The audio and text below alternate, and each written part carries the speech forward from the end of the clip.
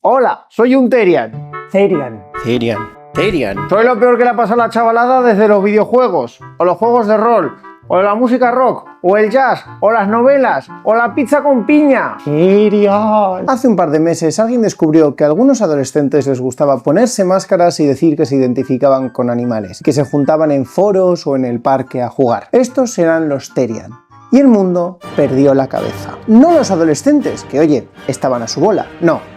Los adultos, que dedicaron titular tras titular a este fenómeno como si esto fuera una plaga, que el mundo se va a la mierda porque los chavales ahora se creen perros. O que publicitaban las quedadas de Therian para ir ahí a reírse de los chavales y humillar a niños. Muchos denunciaron lo evidente, que esto era una distracción de problemas serios. Yo de los Therian, ¿sabes lo que pienso? ¿Qué? Que hay que nacionalizar las eléctricas. Eso es lo que pienso de los Therian. O incluso que había un componente transfobo porque muchas críticas a los Therian eran básicamente los niños pueden ser niñas y ¿qué es lo siguiente? Que se crean perros. Dejamos a los niños no tener pollica y lo siguiente es que están meando por las farolas. Pero esto no era nuevo, ni mucho menos. Lo que pasó con los Therian no era sino el último ejemplo de algo que lleva repitiéndose durante milenios de historia. Y estos son los pánicos morales. Miedos a una pérdida de valores que muchas veces, aunque no siempre, se dirigen a los adolescentes y las nuevas generaciones como un síntoma de que la sociedad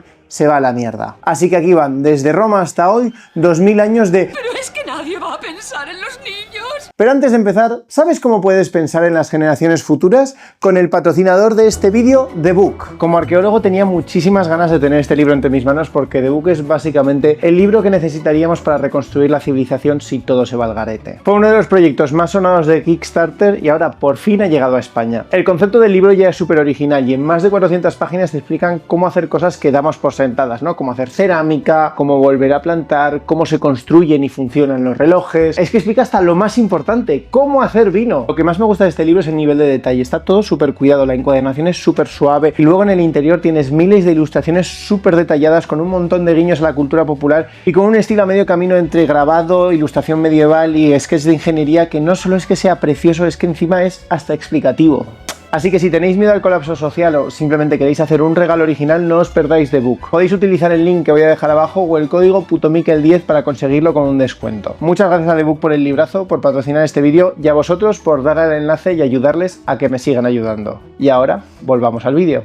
Un pánico moral es una sensación extendida de que existe un agente maligno o un grupo social que amenaza los valores o el bienestar de una sociedad. Ese término lo acuñó Stanley Cohen cuando quiso hablar de cómo los medios cubrían la rivalidad entre dos bandas juveniles en Reino Unido durante los años 60, los Mods y los Rockers. Ahora, los pánicos morales pueden estar relacionados con teorías de la conspiración, pero no siempre. Aunque hay pánicos morales que surgen de teorías de la conspiración, hay varias diferencias. La primera es que las teorías de la conspiración suelen referirse a una intencionalidad, que hay un grupo, normalmente secreto y a menudo con mucho poder, que está conscientemente intentando promover ese peligro moral para la sociedad. Para que nos entendamos, con los Therian estamos aquí, pero si la prensa hubiese empezado a decir que estaban financiados por Soros o por alguno de los sospechosos habituales, empezaríamos poco a poco a movernos a esta zona roja. La segunda diferencia es cuánto y cómo se extienden estos discursos. Una teoría de la conspiración se extiende fuera del poder y se utiliza para denunciar que existe un poder oculto entre las sombras. Por el contrario, los pánicos morales, sobre todo en los últimos 200 años, a medida que se han extendido los medios de comunicación masivos,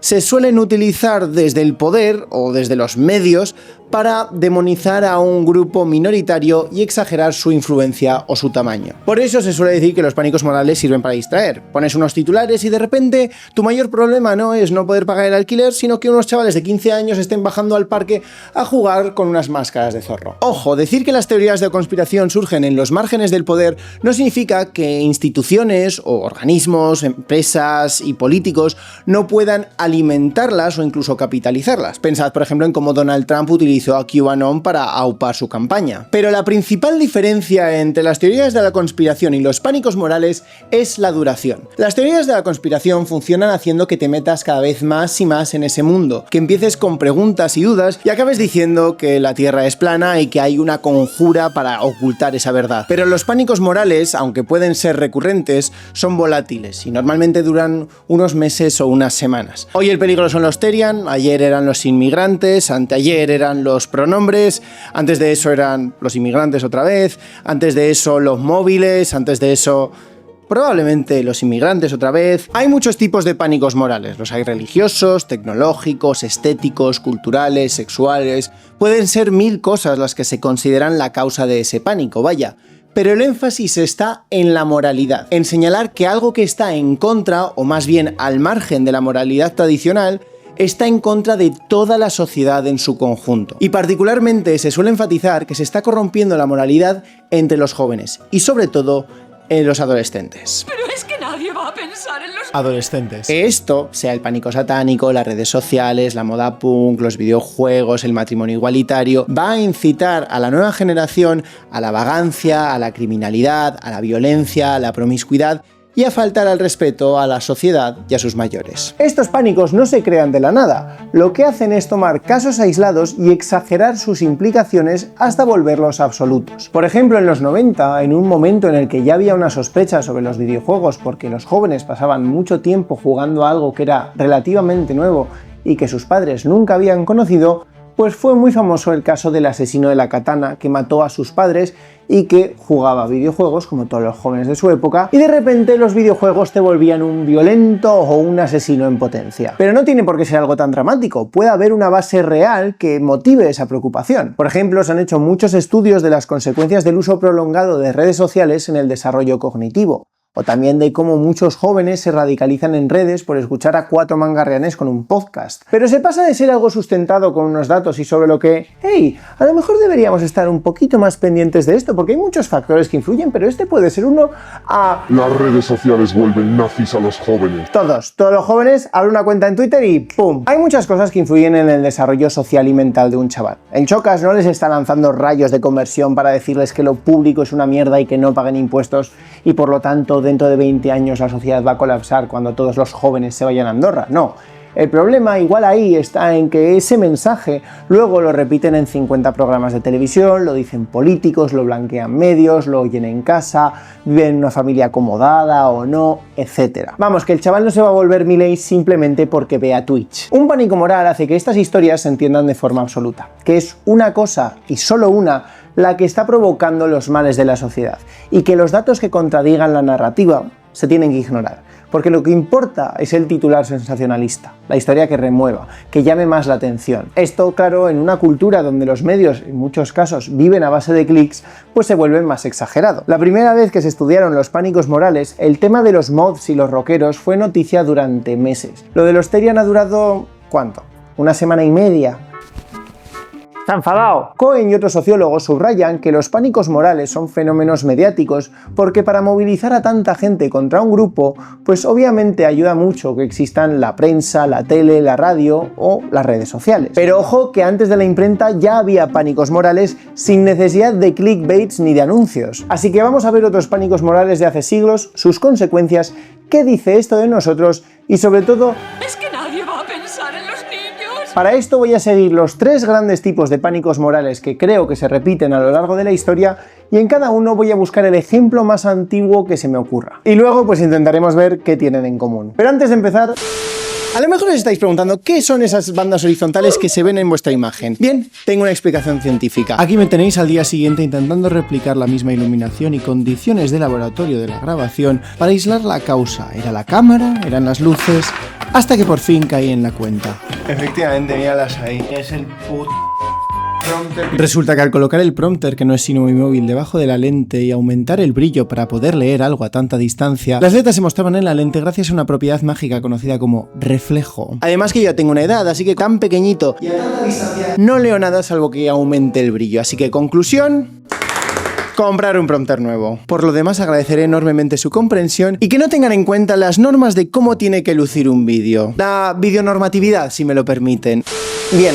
El primer tipo de pánico moral es el que algunos sociólogos llaman mediático, o el media panic. Y básicamente son los pánicos creados por la llegada de un nuevo medio de comunicación o de corriente artística. Por ejemplo, el pánico de los videojuegos, que ya he mencionado, pero antes de eso, pues hubo muchos otros. Por ejemplo, después de la Segunda Guerra Mundial en Estados Unidos, hubo psiquiatras como el Dr. Frederick Bertram denunciando los cómics, que según él estaban relacionados con la criminalidad juvenil porque mostraban escenas sexuales o violentas, y porque Batman y Robin parecían gays. Ahí no le faltaba razón. Wertham llegó a comparecer delante del Congreso y a decir que los cómics eran más peligrosos que Hitler, porque capturaban a los niños a edades mucho más jóvenes. Es que nadie va a pensar en las juventudes hitlerianas. Vamos. Y lo peor es que el Congreso le escuchó y presionó a las grandes industrias del cómic a que se censurasen un poquito. Y eso que aún estamos en la época del Código Hays, un código moral que marcaba lo que podía salir en las películas y que se había establecido 20 años antes, en los años 30, precisamente por otro pánico moral que culpaba a las películas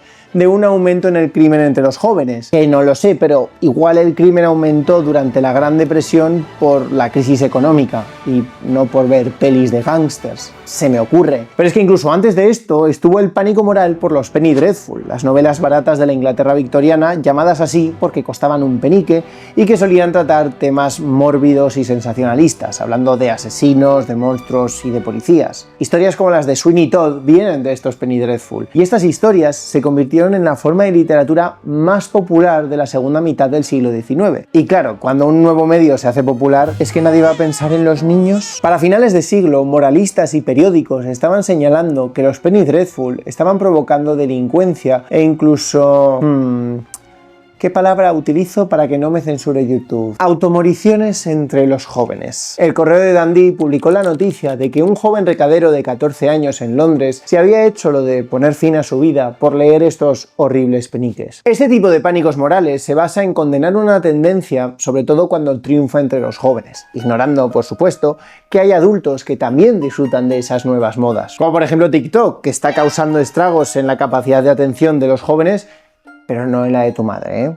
En ella no. Ella está a salvo. Estos pánicos morales han existido siempre, pero se han vuelto más recurrentes y sobre todo mucho más cortos y más rápidos en los últimos 2 siglos a medida que han aparecido los medios de comunicación de masas. Porque obvio, hay más modas y sobre todo las modas se extienden muchísimo más rápido, con lo que el miedo a lo nuevo, esa neofobia, es mucho más susceptible de levantar sospechas y miedos entre la población adulta que ve que los jóvenes están siendo criados por algo que ellos no tenían cuando eran pequeños. Pero no tenemos que esperar a la llegada de los medios de comunicación masivos para ver este tipo de miedos. Os voy a poner uno de mis ejemplos favoritos, que es precisamente del siglo IX en Al-Ándalus, y es el episodio de los mártires de Córdoba. Para mitad del siglo IX, Córdoba llevaba 100 años siendo la capital de un emirato independiente bajo dominio islámico. Y aunque en Córdoba había una comunidad cristiana bastante fuerte, también había quienes se convertían al Islam. Hacia el 850 se nos cuenta que hubo un altercado en el que unos cordobeses musulmanes se acercaron a un cristiano y le increparon hasta obligarle a insultar a Mahoma, algo que era un crimen y que se castigó con la muerte. La cosa es que esto inició un movimiento que se llamó el Movimiento de los Mártires de Córdoba, en el que el obispo Eulogio de Córdoba, no confundir con lo Eulogio, y moralistas como Álvaro de Córdoba azuzaron a los cristianos a insultar a Mahoma en público para buscar de esa forma el martirio y morir por su fe. Este episodio normalmente se ha entendido como un ejemplo de que el Islam en Al-Ándalus no era tan tolerante y que oprimía a los cristianos. Pero lo curioso de esto es que cuando lees lo que escribían tanto quienes estaban azuzando al martirio como otros cristianos, lo que queda claro es que este movimiento fue un pánico moral. La mayor fuente que tenemos para este episodio es el Indiculus Luminosus, escrito por Álvaro de Córdoba, donde explica por qué los cristianos debían inmolarse. Y es que Álvaro denuncia no que los jóvenes se estuvieran convirtiendo al Islam, no que el Islam los estuviera oprimiendo, sino que los jóvenes cristianos se estaban arabizando, que estaban empezando a hablar árabe y sobre todo que estaban leyendo libros árabes y así echando por tierra las costumbres de sus padres, aún manteniéndose dentro de la fe cristiana. No es verdad que todos los jóvenes cristianos de buena presencia, elocuentes, distinguidos en sus gestos y en su aspecto, educados en la cultura profana, son ahora entusiastas de la lengua árabe, se lanzan con avidez a los libros caldeos, los leen intensamente, los comentan con ardor, los reúnen con ingente celo, los divulgan con grandes elogios en una lengua amplia y precisa, mientras ignoran la belleza eclesiástica. Su problema no era con los musulmanes o con cómo les estaban tratando, sino con otros cristianos que estaban dejándose deslumbrar por libros árabes y estaban arabizando la forma de ser cristianos. ¿Seguían rezando a Jesucristo nuestro Señor?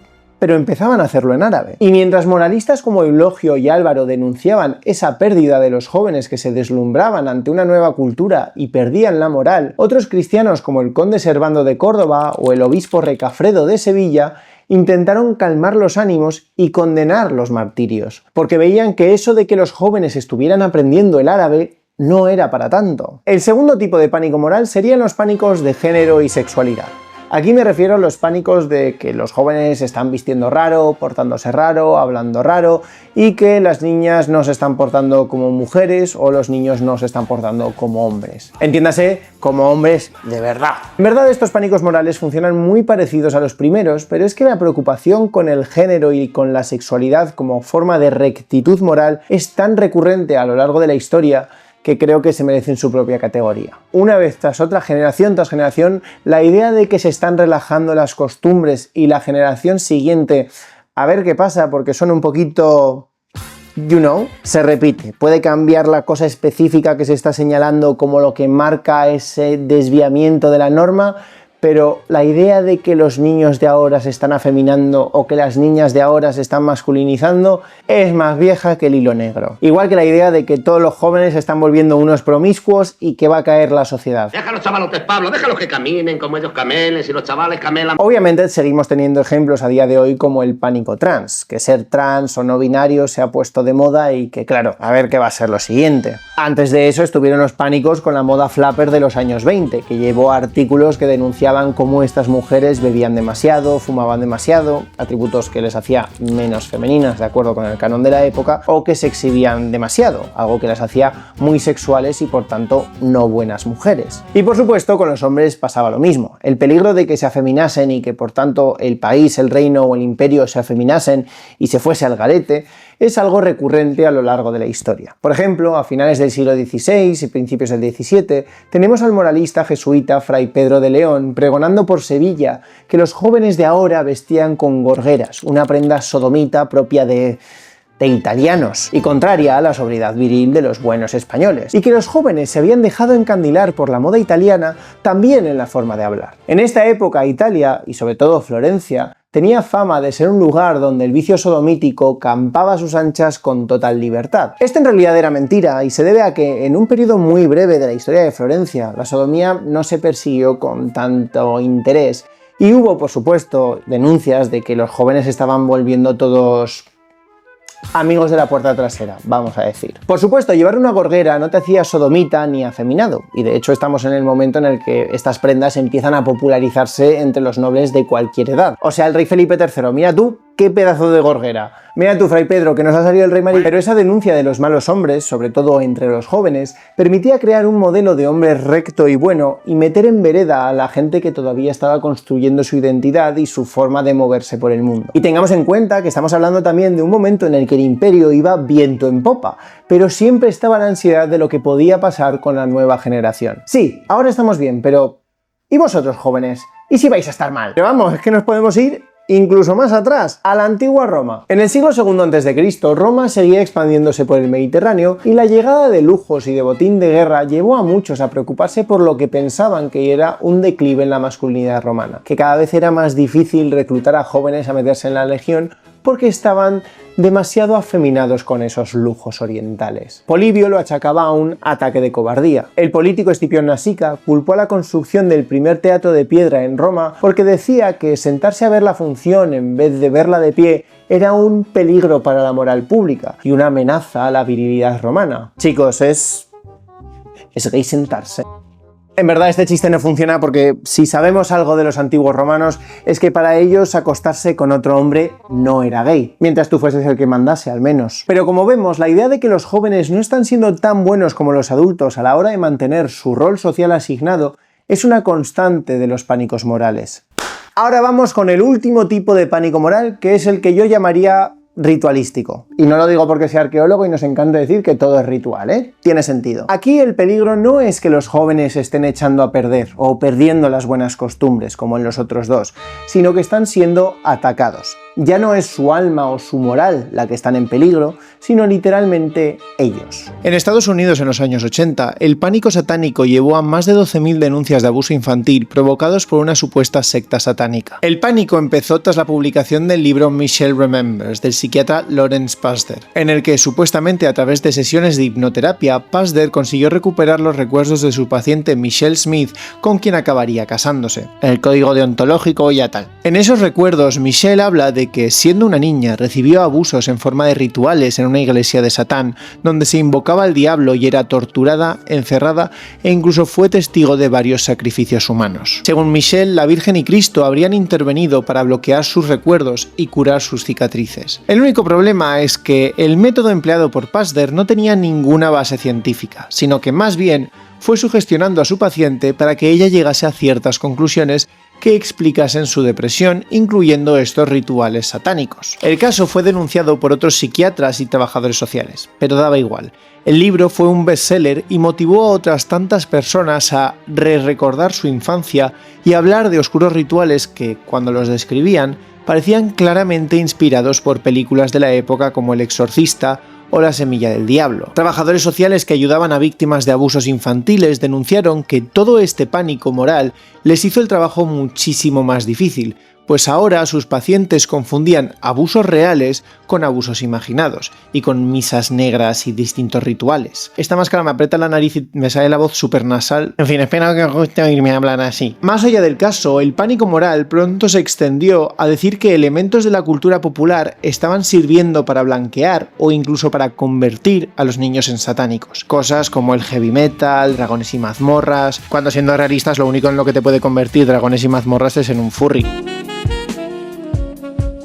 Perdonad, me he despistado. Esto hacía que el pánico satánico se metiera en terrenos de un pánico mediático más, como el de los videojuegos o el de los cómics. El argumento era circular. Lo que se veía en películas y juegos servía para imaginar lo que podía estar pasándole a los jóvenes, y entonces cuando se veía algo en la cultura popular que recordase mínimamente a todas esas acusaciones, pues se utilizaba como argumento para decir que había un grupo organizado de satánicos que quería corromper a los jóvenes y que tenía muchísimo poder. En las más de 12.000 acusaciones, la policía no consiguió encontrar ninguna prueba de una secta ni de rituales satánicos, pero daba igual. El caso alimentó teorías de la conspiración y fortaleció a la derecha cristiana en Estados Unidos, incluyendo a los evangélicos, e hizo a algunos de los instigadores muy ricos. Este pánico moral es el que más coincide en ese diagrama de Venn con las teorías de la conspiración, porque al ser un pánico moral requiere que los efectos sean a gran escala, que todos los niños estén en peligro, y por tanto tiene que haber un grupo de gente organizado y coordinado, pero oculto, que esté haciendo todas esas cosas. Aquí no son los niños dejándose engañar por nuevas modas o perdiendo el respeto a los mayores y relajándose, sino que ellos mismos corren peligro en todos los sentidos, precisamente por culpa de los mayores. El pánico satánico ha seguido vivo hasta hoy, con teorías de la conspiración como QAnon y el Pizzagate, pero no se inventó en los 80 de la nada. En Francia, durante el reinado de Luis XIV, estalló un escándalo conocido como el asunto de los venenos. En 1677 en París se detuvo a una adivina, Madeleine de Lagrange, por asesinato, y ella, buscando una reducción de su sentencia, dijo que sabía de otros crímenes mayores que involucraban a otros adivinos y a unos grandes nobles del reino. La investigación sacó a la luz una red de alquimistas y adivinos que servían a nobles, sobre todo mujeres, que acudían a ellos para conseguir venenos con los que deshacerse de sus esposos y de sus rivales. El miedo fue azuzado por un caso que había salido a la luz un par de años antes, cuando se detuvo a la marquesa de Villiers acusada de envenenar a su padre y a sus hermanos para conseguir la herencia, algo que confesó bajo tortura. Se detuvo a más de 70 personas, sobre todo alquimistas y envenenadores, y se ejecutó a 36, y por supuesto los nobles que fueron acusados recibieron penas menores como el destierro. Pero si el asunto de mujeres nobles envenenando a sus maridos no era suficiente causa de pánico, todo empeoraría cuando detuvieron a La Voisin, adivina que había servido a varios miembros de la corte, entre ellos a Madame de Montespan, la amante oficial de Luis XIV. La Voisin, tras ser torturada y emborrachada, declaró que Montespan no solo había adquirido pócimas afrodisíacas y venenos, sino que incluso había participado en misas negras, rituales mágicos que parodiaban la misa cristiana. La acusación fue suficiente para provocar rumores que durarían años o incluso siglos imaginándose lo que pasaba en estas misas negras, que ahí en vez de hacer la Eucaristía con vino se mojaban las hostias en la sangre de niños para emular la sangre de Cristo, y que Montespan utilizaba estos rituales para mantener su belleza. Esas imágenes más explícitas y sangrientas no aparecen en el juicio, sino mucho después, pero se unen a todo un imaginario de rituales que profanan los rituales normales a base de parodias para crear una versión blasfema que suele involucrar no solo el sacrificio de niños, también actos sexuales como tener la Biblia apoyada sobre una mujer desnuda a modo de altar o colocar la hostia consagrada en distintas partes del cuerpo. Esto, obviamente, está relacionado con otro pánico moral propio de la Edad Moderna, la caza de brujas, que no siempre involucra a niños, sino principalmente a mujeres de todas las edades, aunque hay una preocupación con que las mujeres mayores estén utilizando a las más jóvenes e instruyéndolas y corrompiéndolas para crear una nueva generación de brujas. La caza de brujas es un tema en sí mismo, así que mejor lo dejamos para otro vídeo. Pero, de nuevo, esto tampoco se inventó de la nada. Antes de la caza de brujas de la Edad Moderna estuvieron los libelos de sangre, falsas acusaciones contra judíos que fueron recurrentes en la Europa medieval y en las que se decía que los judíos sacrificaban a niños cristianos para utilizar su sangre en oscuros rituales. Hubo alguna acusación parecida en la antigüedad, por ejemplo, Apión dice algo parecido, pero el primer libelo de sangre del que tenemos constancia como tal ocurre en Inglaterra en el siglo XII. En 1144, los vecinos de Norwich encontraron el cuerpo de un niño de 12 años, Guillermo de Norwich, que había sido apuñalado, algo que conmocionó a toda la ciudad y dio lugar a todo tipo de rumores sobre quién había podido hacer algo así. Y por supuesto, los rumores de que había sido la minoría religiosa de la zona no tardaron en circular. 40 años después, en medio de tensiones políticas y sociales, los vecinos de Norwich entraron por la noche en la judería y masacraron a todos los judíos que pillaron en sus casas. Y el nombre de ese niño asesinado años antes fue gritado durante el pogromo y después de los hechos se mencionó como una justificación a lo ocurrido. Después de Norwich, la historia de judíos matando a niños cristianos para sus rituales se empezaría a extender por toda Europa. La explicación a qué tipo de rituales necesitaban y por qué la sangre de niños específicamente iba cambiando. La más recurrente era que necesitaban sangre de inocentes para la Pascua judía, el Pesaj, o que parodiaban la crucifixión de Cristo. De hecho, en Castilla esta explicación aparece recogida en las 7 partidas, donde el rey Alfonso X dice que porque oyemos decir que en algunos lugares los judíos ficieron el faz en el día del Viernes Santo, remembranza de la pasión de nuestro Señor Jesucristo, en manera de escarnio, furtando los niños poniéndolos en la cruz, o faciendo imágenes de cera crucificándolas cuando los niños no pueden haber. Pero otras explicaciones eran más, vamos a decir, creativas. Una creencia popular era que los hombres judíos menstruaban. ¡Es trans!